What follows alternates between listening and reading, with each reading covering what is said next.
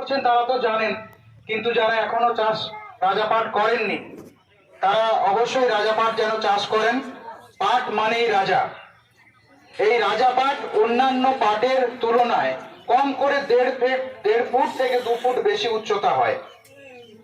এই উচ্চতা প্লাস আপনার মোটা হয়, ছাল মোটা হয়, বেশি তন্তু হয়, তার জন্য 2 কুইন্টাল একর পিছু ফলন বেশি হয়। মানে কম করে বিঘাতেও আপনারা 1 কুইন্টাল বেশি ফলন পাবেন। যদি 1 কুইন্টাল ফলন বেশি হয় তাহলে বিঘা পিছু মানে যদি 4,000 টাকা হয় বা 4,500 টাকা হয় বা 5,000 টাকা, তার মানে 10,000 থেকে 12,000 টাকা কম করে বিঘা, যেটা আমাদের কাছে নেই, ডিমান্ড অ্যান্ড সাপ্লাইয়ের উপর ডিপেন্ড করে। কিন্তু যদি পাট চাষ করতে হয় তাহলে অবশ্যই রাজা পাট করবেন। কারণ কেন? উচ্চতা বেশি হয়, ফলন বেশি হয় এবং এর তন্তু এত মোলায়েম হয়, বাজারে 2 টাকা কেজি পিছু বেশি দামও পাওয়া যায়।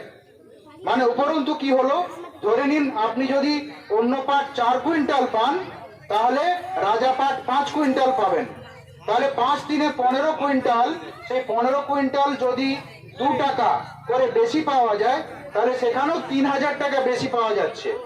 প্লাস 15 কুইন্টাল যদি 4,000 টাকা করে হয় আপনার 60,000 টাকা, 60,000 টাকা প্লাস 3,000 টাকা, 63,000, যেটা আপনার অন্য পাটে আপনি 50,000 টাকা পাবেন একর পিছু। মানে 13,000 টাকা আপনার বেশি লাভ হবে। এছাড়া আরো গুণাগুণ যেগুলো আছে, যে কাটা কম হয়, ডালপালা হয় না বা ফুল হয় না, এসব আলাদা গুণাগুণ আছে। তো নুজিবিড়ু রাজা পাট ছাড়াও আপনারা সবাই হয়তো রাজা পাট নামে চেনেন, এছাড়াও ধান, গম, ভুট্টা, সর্ষে ইত্যাদি পাওয়া যায়, প্লাস সবজির বীজও পাওয়া যায়।